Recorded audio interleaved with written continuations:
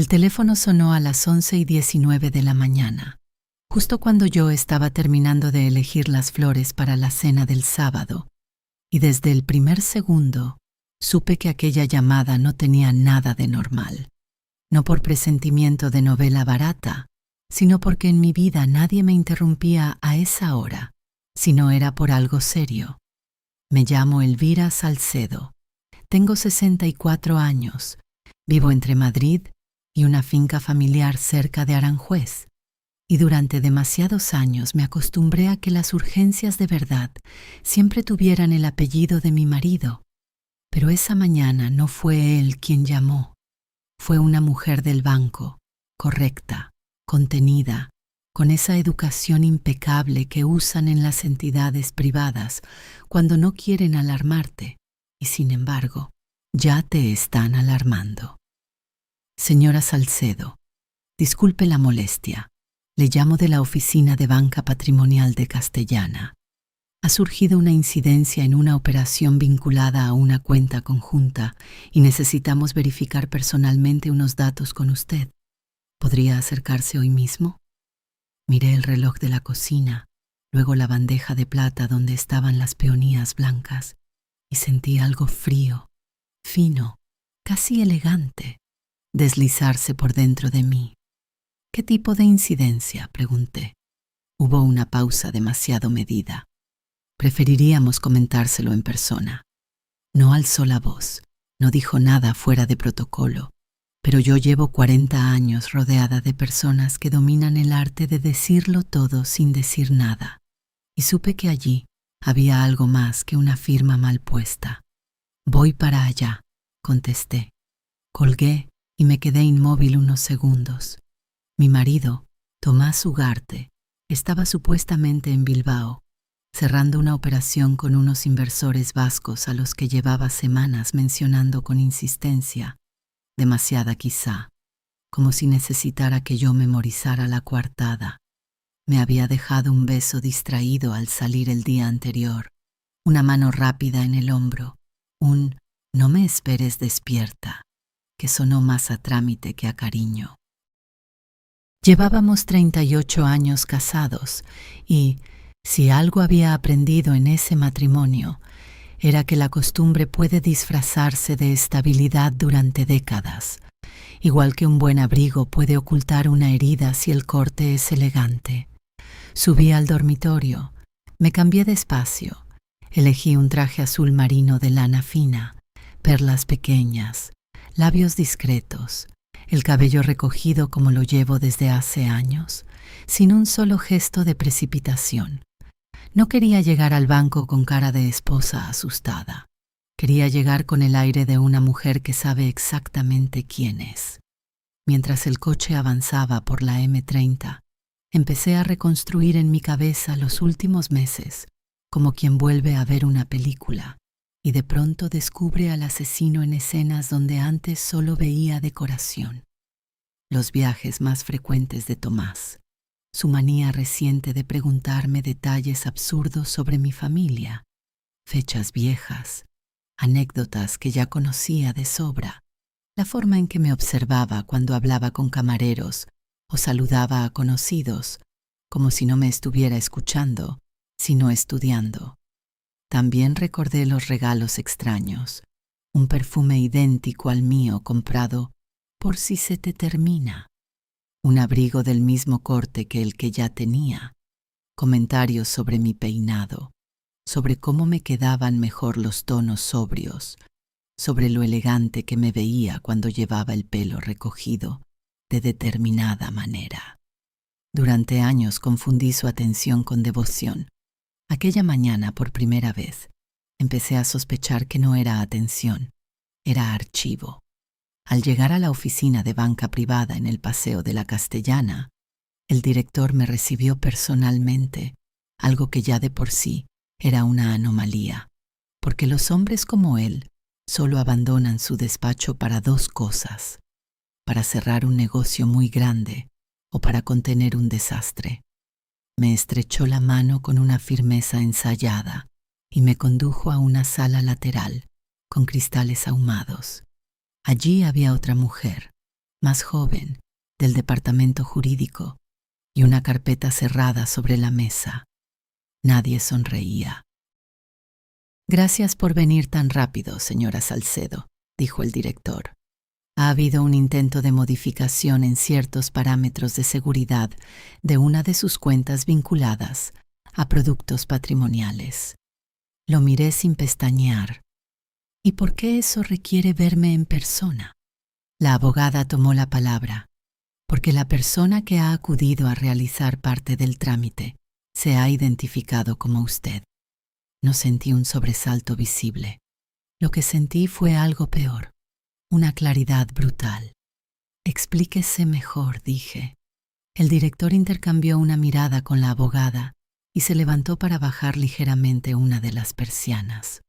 A través del hueco de cristal vi la zona principal de atención premium, las butacas de cuero, la mesa de mármol, el reflejo dorado de una lámpara carísima, y entonces lo vi a él, Tomás, de pie, impecable, con su abrigo gris, la misma media sonrisa segura que usaba cuando quería tranquilizar a un cliente o mentirme a mí, y a su lado una mujer. No era una joven exuberante ni una amante de postal. Era peor. Era una composición minuciosa.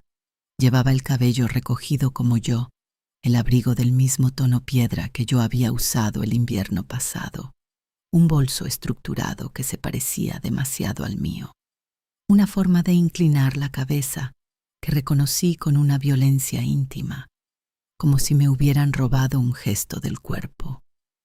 Me acerqué un poco más al cristal. Ella se llevó la mano derecha al cuello cuando escuchaba, exactamente como hago yo cuando algo me incomoda y no quiero demostrarlo.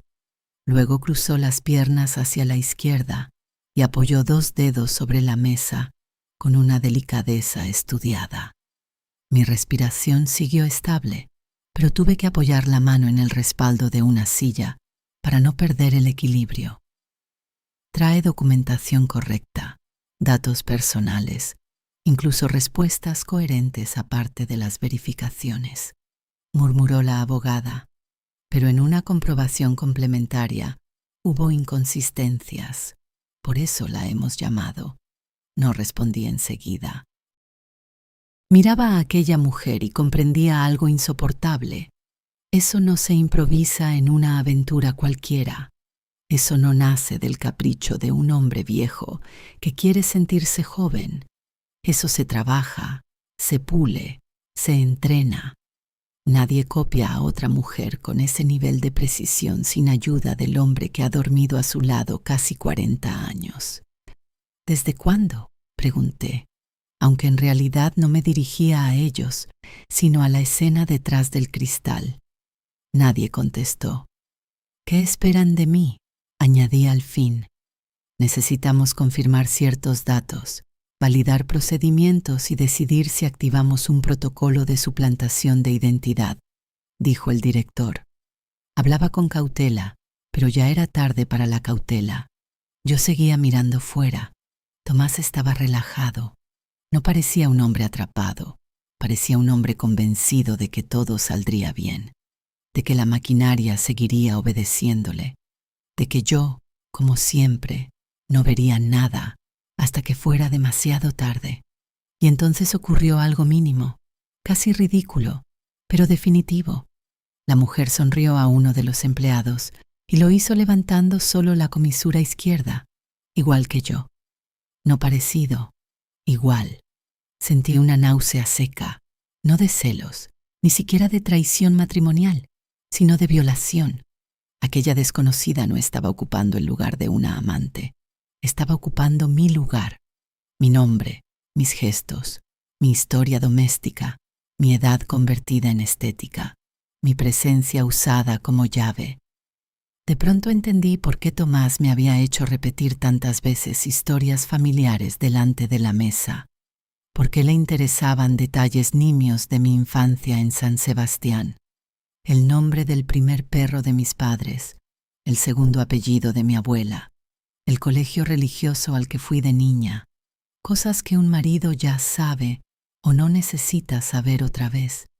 No estaba recordando conmigo, estaba preparando a otra. La abogada me ofreció agua y negué con la cabeza. No voy a montar una escena, dije, y me sorprendió lo fría que sonó mi voz. Todavía. Ambos me miraron con atención. Quiero saber exactamente qué intentaban hacer. El director abrió por fin la carpeta. Modificar autorizaciones, accesos y ciertas condiciones asociadas a una línea de inversión y a una cuenta de alta disponibilidad. Sonreí, una sonrisa breve y sin humor. No querían solo jugar a las casitas con una copia de mí. Querían el patrimonio, mi patrimonio. El patrimonio familiar que legalmente estaba protegido en estructuras que Tomás siempre consideró demasiado complejas cuando, en realidad, habían sido diseñadas por mi padre precisamente para evitar que un hombre encantador confundiera matrimonio con absorción. Levanté la vista hacia el cristal y vi a mi marido inclinarse hacia la copia con una intimidad obscena, susurrándole algo al oído. Ella asintió, dócil, segura, perfectamente colocada dentro de una vida que no era suya. Fue en ese instante cuando dejé de sentirme la esposa engañada. Me convertí en otra cosa, en alguien mucho más peligrosa. Me volví hacia el director y cerré la carpeta con la punta de los dedos. No hagan nada todavía, dije. Quiero ver hasta dónde creen que pueden llegar. La abogada frunció el ceño. Señora Salcedo, lo prudente sería bloquear de inmediato. Lo prudente, la interrumpí con suavidad, lo decidiré yo. Bloqueen discretamente cualquier modificación efectiva. Refuercen la verificación. Registren cada intento, cada respuesta, cada firma. Pero no los alerten. Quiero que sigan creyendo que su teatro funciona. El director me observó en silencio, sopesándome por primera vez no como cliente, sino como estratega. Asintió despacio. Entiendo. Volví a mirar a través del cristal. Tomás seguía allí, tan correcto, tan sereno, tan seguro de su inteligencia. Qué poco me había entendido después de toda una vida. Creyó que por haber guardado silencio tantos años, yo no sabía usarlo. Se equivocó. Y mientras contemplaba a aquella mujer ensayada ocupando mi sitio frente a él, supe que lo que había empezado esa mañana no era una crisis matrimonial. Era una guerra de identidad, y yo acababa de decidir que no pensaba perder ni mi nombre, ni mi dinero, ni la última palabra. Salí del banco sin volver la cabeza, no porque me faltara valor para mirar otra vez a Tomás junto a aquella copia ensayada de mí misma, sino porque entendí que el verdadero poder, en situaciones como aquella, no consiste en reaccionar, sino en retirarse a tiempo para pensar mejor que el otro. Crucé el vestíbulo con el paso firme. Saludé al portero como si acabara de terminar una reunión cualquiera, y solo cuando las puertas de cristal se cerraron a mi espalda y el aire frío del paseo de la Castellana me golpeó el rostro, sentí la primera punzada real, no de tristeza, sino de humillación lúcida. Habían querido usar mi nombre, mis gestos, mis recuerdos, mi forma de sonreír, incluso la cadencia de mi voz, como si una vida pudiera convertirse en un manual de instrucciones. Caminé 2 manzanas sin rumbo, con el bolso colgado del antebrazo y el pulso extrañamente sereno, hasta que vi una cafetería discreta, de esas donde los camareros ya no hacen preguntas y el café se sirve sin prisa. Entré, pedí agua con gas y un café solo. Me senté junto al cristal y me permití por fin pensar con orden. Durante 38 años, yo había creído que mi matrimonio con Tomás Ugarte se sostenía sobre la costumbre, sobre la compatibilidad de 2 personas maduras que ya no necesitaban exhibir pasión para permanecer juntas. Qué forma tan elegante de llamar a la ceguera. Cuanto más repasaba los últimos años, más evidente resultaba todo. Sus viajes a Bilbao, a Valencia, a Málaga, las llamadas que siempre terminaban cuando yo entraba en una habitación, la forma reciente en que me observaba cuando hablaba, como si no me escuchara, sino que me archivara, sus preguntas repetidas sobre detalles familiares que ya conocía de sobra, el segundo apellido de mi madre, el nombre de la calle donde pasé mi adolescencia en San Sebastián, la fecha exacta en que murió mi abuelo, la historia de mi primer viaje a París, con mis amigas del colegio, las pequeñas manías que yo contaba sin importancia, pensando que eran intimidades compartidas dentro de un matrimonio largo. No, no eran recuerdos entre nosotros, eran material de estudio.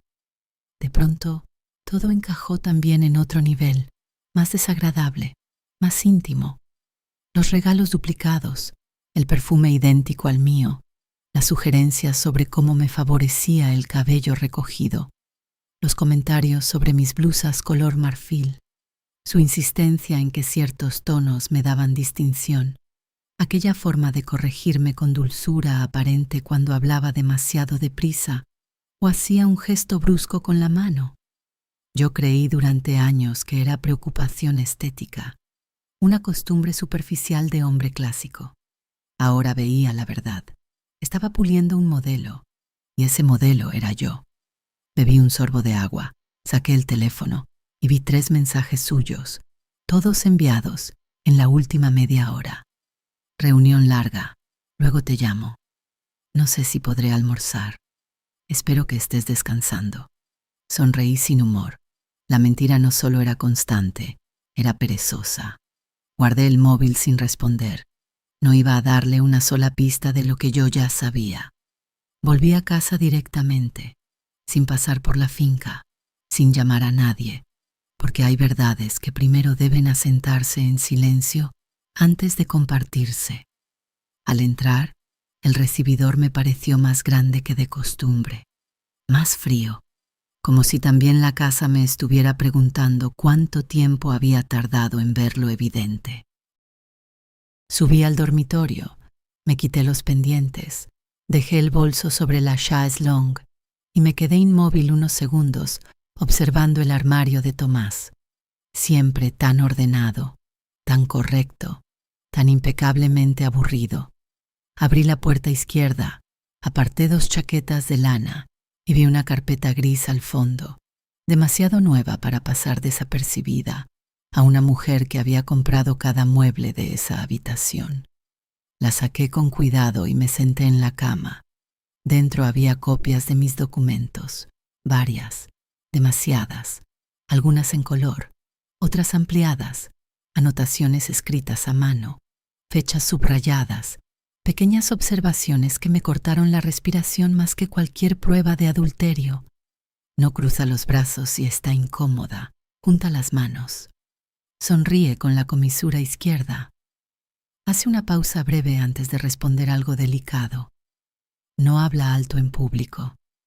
Nunca usa rojo intenso. Cerré los ojos un instante y apoyé la palma sobre la carpeta para no lanzarla al suelo. Aquello no era una aventura de hombre mayor con una amante oportunista. Era una operación. Habían trabajado sobre mí como si yo fuera una firma valiosa que reproducir, una presencia sustituible, una llave. Seguí revisando. Encontré también copias de una tarjeta que debía estar en mi cartera, un documento antiguo que ya no estaba en su sitio, pruebas de firmas practicadas una y otra vez, algunas grotescas, otras inquietantemente cercanas. Entonces comprendí algo que me devolvió la calma en mitad del horror. La copia no era perfecta. Podían imitar mis líneas, mis recuerdos más obvios, mi vestuario, pero no podían cargar con la historia completa, con las capas invisibles que sostienen una identidad real. Ahí estaba la grieta, y por ahí iba a romperse todo. Fui al despacho, encendí la lámpara verde del escritorio y empecé a revisar papeles, estados de cuenta, pólizas, autorizaciones, movimientos vinculados a sociedades patrimoniales, cuentas conjuntas, fondos, líneas de crédito. Durante años yo había firmado mucho sin leerlo todo, no por ignorancia, sino por una mezcla fatal de confianza y cansancio. Tomás manejaba la parte ejecutiva. Yo supervisaba lo general y asumía que entre personas que habían compartido una vida, no hacía falta blindarse. ¡Qué estupidez tan cara! Encontré movimientos pequeños primero, luego otros más sutiles aún, ajustes que parecían administrativos, cambios en accesos secundarios, intentos de modificación en datos de contacto, cosas menores si se miraban por separado, alarmantes si se observaban juntas. Nada gritaba todavía delito, pero todo olía a ensayo. Tomé una hoja y empecé a anotar, no emociones, sino hechos. Fecha de la llamada del banco, tipo de operación, documentación encontrada, posibles usos de identidad, riesgos patrimoniales, personas que debían ser avisadas en el momento oportuno. A medida que escribía, iba dejando atrás a la mujer herida. No desaparecía el dolor. No soy de piedra, pero se transformaba en algo más útil, más peligroso. Lucidez. Llamé primero al banco y pedí, con mi voz habitual, un informe detallado de actividad reciente bajo el pretexto de una revisión de cierre trimestral. Después llamé al notario de confianza de mi familia, un hombre discreto en Salamanca, que conoció a mi padre y jamás confundiría prudencia con debilidad. Le pedí que verificara cualquier poder o autorización reciente relacionado con mis sociedades o cuentas vinculadas. No hizo preguntas innecesarias, solo dijo: «Lo revisaré hoy mismo, Elvira». Esa frase, tan simple, me sostuvo más de lo que esperaba. La tercera llamada fue a una abogada que me recomendó una amiga del Club Financiero Génova, una mujer sin relación previa con Tomás, precisa, sobria, con fama de no perder el tiempo ni la compostura. Le resumí lo indispensable. Hubo un silencio breve y luego una respuesta que me gustó inmediatamente. Si han llegado tan lejos, han cometido ya varios errores. Lo importante es no advertirles de cuáles. Exacto. Colgué y me serví una copa pequeña de vino blanco, solo una, la suficiente para acompañar la idea que ya se instalaba en mí con absoluta nitidez. No iba a enfrentarlo esa noche, ni a la mañana siguiente, ni mientras él creyera que seguía llevando ventaja. Iba a dejar que avanzara un poco más. Iba a observar cómo se movía cuando se sentía seguro. Iba a permitir que la copia siguiera representando mi papel hasta que se equivocara en algo que no pudiera corregirse con ensayo. Porque así caen las mentiras sofisticadas, no con gritos, sino con precisión. Cuando Tomás llamó esa noche, le contesté. Me habló del hotel, de una cena incómoda, de un socio pesado, de lo cansado que estaba.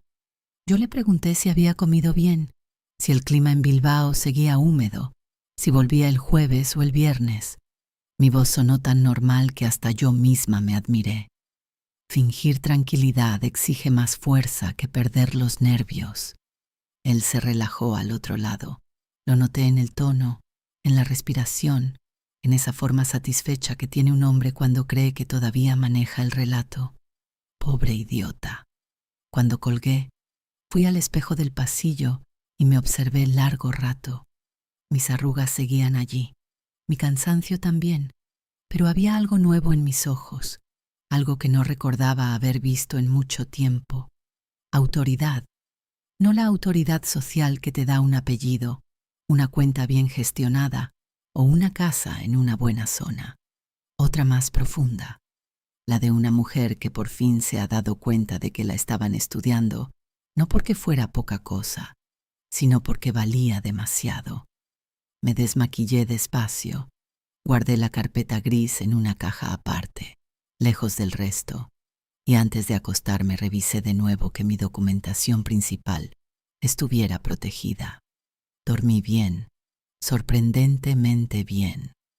No porque el problema hubiera desaparecido, sino porque ya no estaba desorientada. Había dejado de ser la esposa engañada que improvisa desde el dolor. Ahora era la dueña de una historia que pensaban arrebatarme, y no pensaba permitirlo. Si Tomás creía que me conocía por haberme observado tantos años, estaba a punto de descubrir lo poco que había entendido, porque una cosa es aprender mis gestos y otra muy distinta, sobrevivir a mi inteligencia cuando dejo de callar. Volví al banco 2 días después a la misma hora, con el mismo abrigo y la misma calma que no tenía cuando salí la primera vez, pero que ahora me pertenecía por completo, no como una máscara, sino como una decisión. No llamé antes, no avisé a nadie, no quería que el menor movimiento alterara el guión que ellos creían controlar.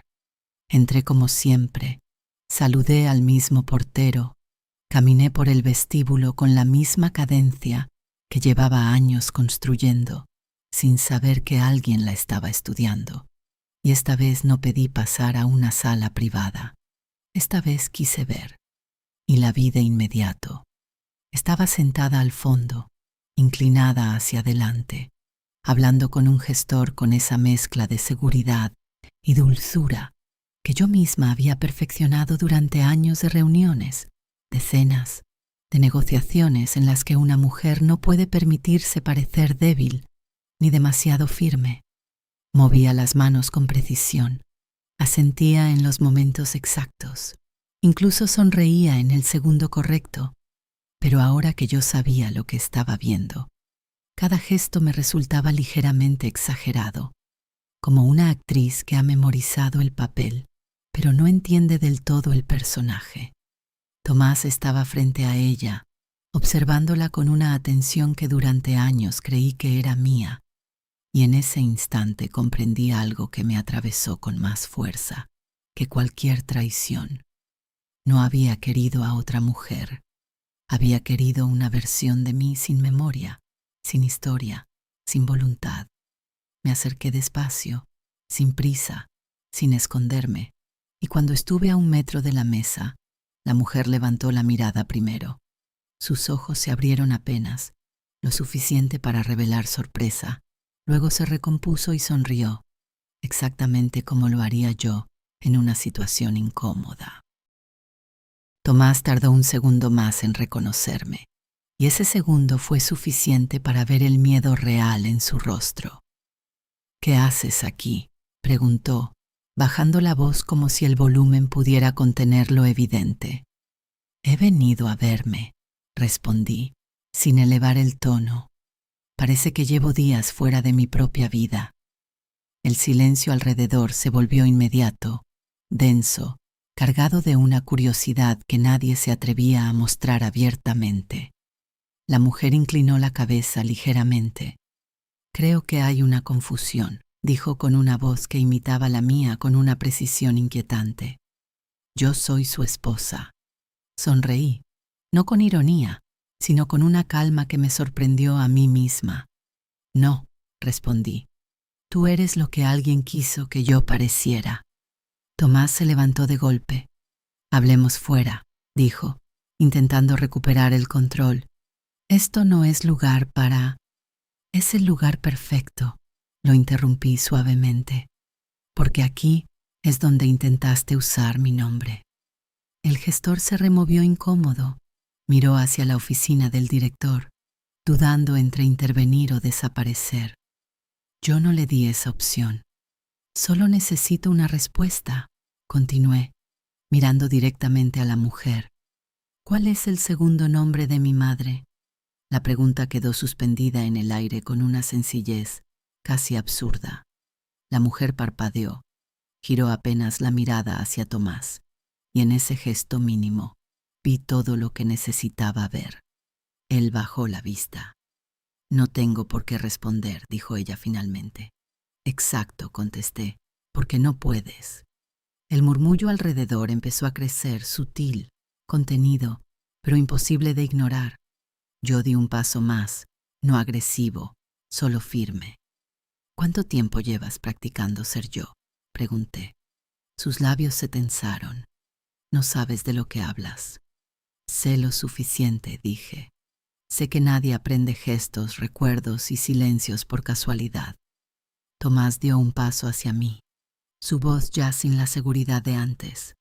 Estás exagerando. Lo miré por primera vez directamente. No, respondí. Por primera vez estoy viendo. En ese momento apareció el director del banco, acompañado por la abogada, y pidió que pasáramos a una sala privada. Asentí, no porque necesitara privacidad, sino porque sabía que el siguiente paso no era espectáculo, era precisión. Dentro de la sala, el aire se volvió más frío, más técnico. Me senté. Ellos quedaron de pie unos segundos antes de acomodarse, como si la distribución del poder ya no estuviera clara. Explique lo que está ocurriendo, pidió el director a Tomás. Él habló de errores, de coincidencias, de malentendidos administrativos, de una empleada confundida, de una operación urgente que requería rapidez. Habló demasiado. Siempre lo hacía cuando perdía el control. La mujer asentía en silencio, siguiendo un guión que ya no encajaba. Cuando terminaron, abrí mi bolso y saqué mis documentos originales. Aquí estoy yo, dije con calma, colocándolos sobre la mesa. La abogada comparó firmas, fechas, detalles. La diferencia no era evidente para un ojo distraído, pero sí para quien sabía dónde mirar. Hay variaciones, dijo finalmente, pequeñas, pero consistentes. La mujer me miró entonces con algo distinto, ya no desafío, sino irritación. No eres tan importante, soltó de repente. Solo eras lo más fácil de copiar. Esa frase, lejos de herirme, me dio exactamente lo que necesitaba. Gracias, respondí. Acabas de confirmar que esto es un plan. El director cerró la carpeta con firmeza. El trámite queda suspendido. Se iniciará una verificación formal. Tomás se dejó caer en la silla, el control completamente perdido. La mujer cruzó los brazos, pero ya no parecía segura. Yo me levanté. No había nada más que hacer allí ese día. Esto no ha terminado, dijo él, casi en un susurro. Lo miré sin emoción. No, respondí. Esto acaba de empezar. Salí de la sala con la misma calma con la que había entrado, pero esta vez con una certeza absoluta. El error no había sido descubrirlos. El error había sido que ellos creyeran que podían reemplazarme sin que yo respondiera. Y esa certeza era mucho más peligrosa que cualquier escándalo.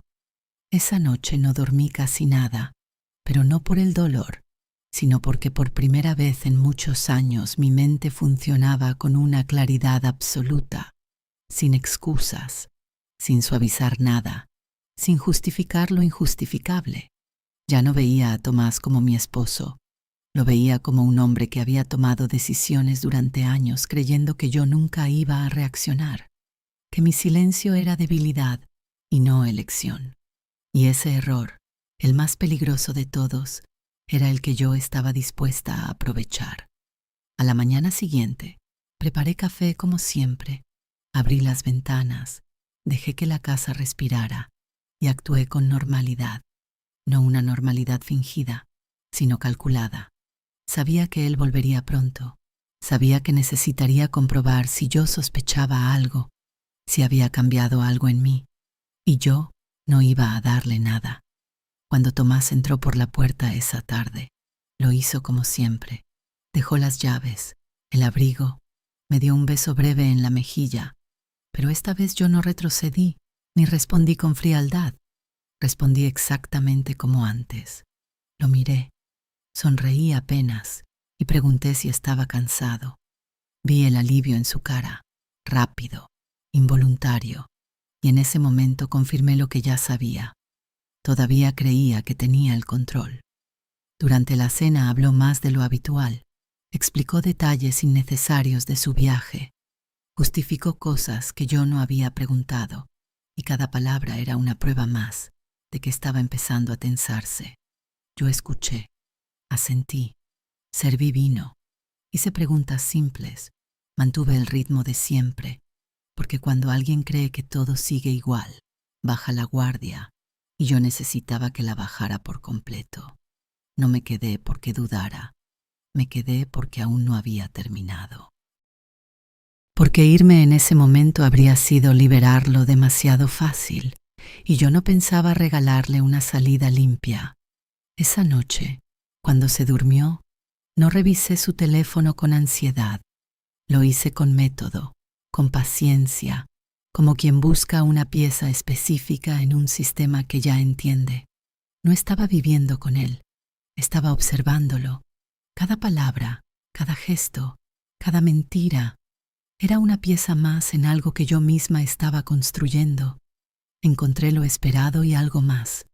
Mensajes eliminados parcialmente, contactos guardados con nombres neutros, recordatorios con códigos, pero también errores, pequeños descuidos, tiempos que no coincidían, llamadas en horarios imposibles, direcciones que se repetían.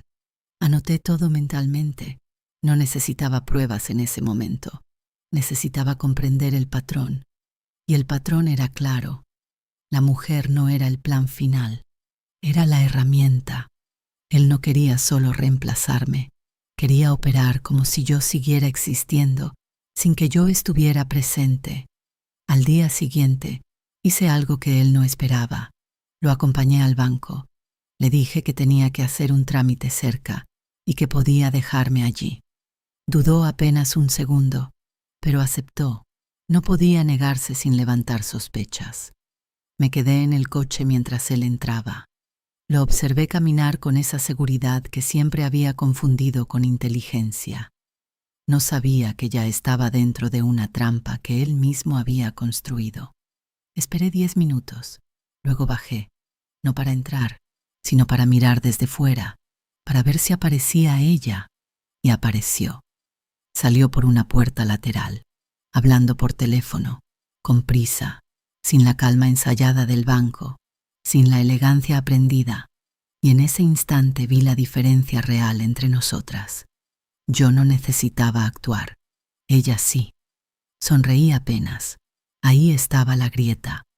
Durante los días siguientes no hice ningún movimiento brusco.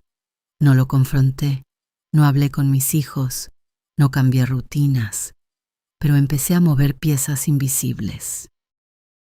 Confirmé con el banco cada intento de acceso, pedí alertas silenciosas, aseguré mis documentos, revisé poderes legales, hablé con la abogada y establecimos un orden, no emocional, sino estratégico. Déjalo avanzar un poco más, me dijo. Cuando alguien cree que está ganando, se equivoca más. Y eso fue exactamente lo que ocurrió. Tomás empezó a mostrarse inquieto, preguntaba más, observaba más, buscaba algo en mi comportamiento que no encontraba, porque yo no había cambiado en lo visible, pero todo en mí era distinto.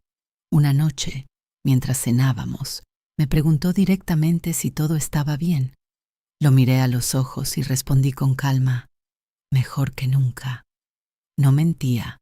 Era la primera vez en años que sabía exactamente dónde estaba parada.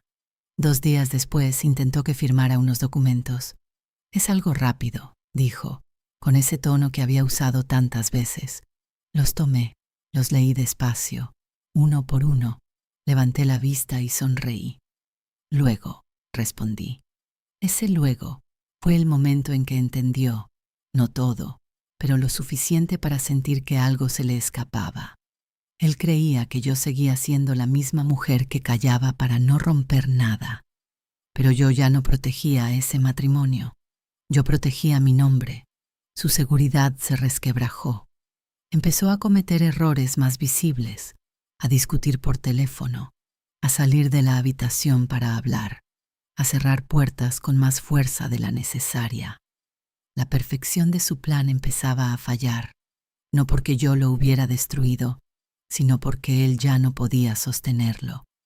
Y ahí supe que estaba lista, no para enfrentarlo en casa, no para gritar, no para pedir explicaciones. Estaba lista para el final. porque la diferencia entre una mentira bien construida y una verdad bien usada es el momento en que se revelan. Y yo iba a elegir ese momento. El final no llegó con gritos ni con una escena dramática en casa.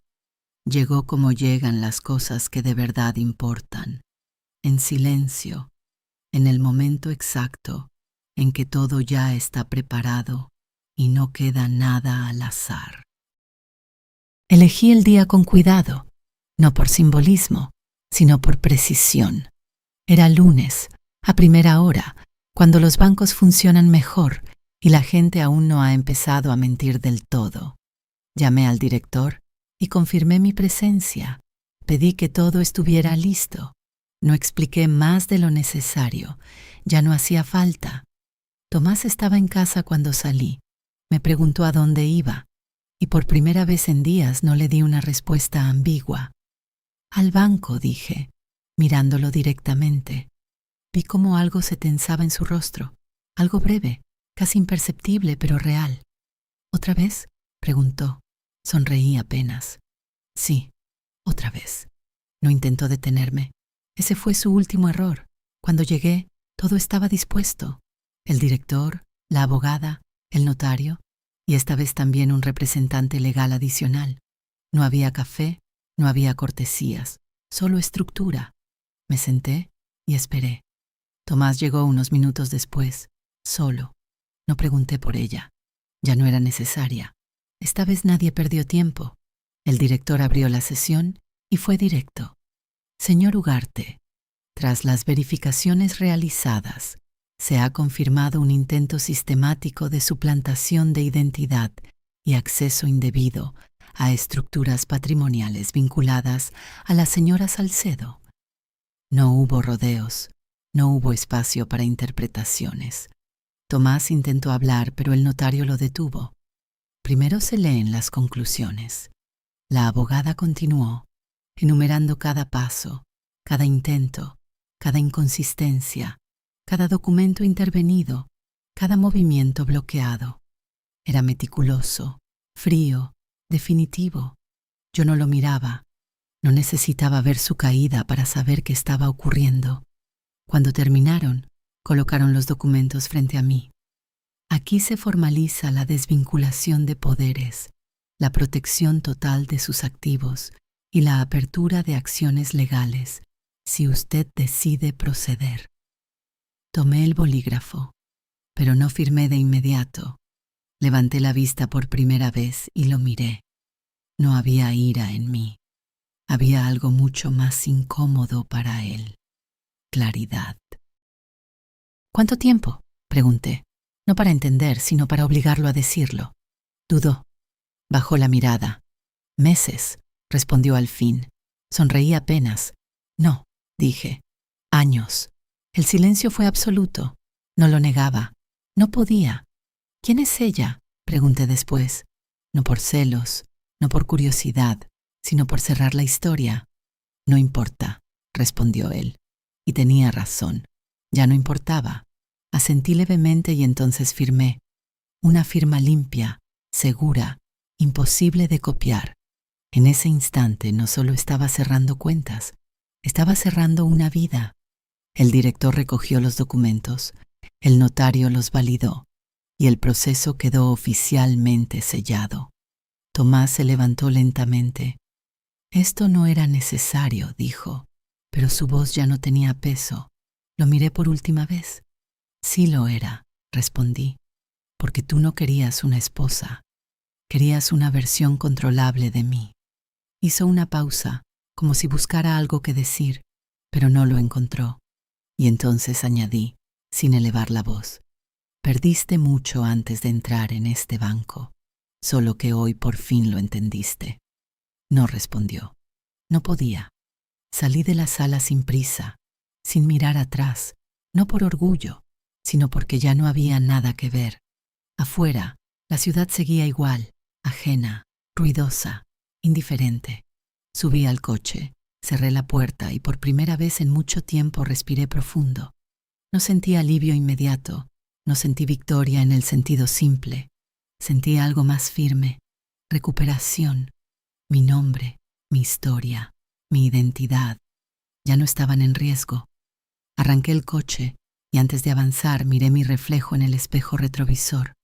La misma mujer, pero ya no la misma vida. Porque al final, lo que él nunca entendió es que una identidad no se aprende, no se copia, no se roba, se vive. Y yo acababa de demostrar que la mía era imposible de reemplazar.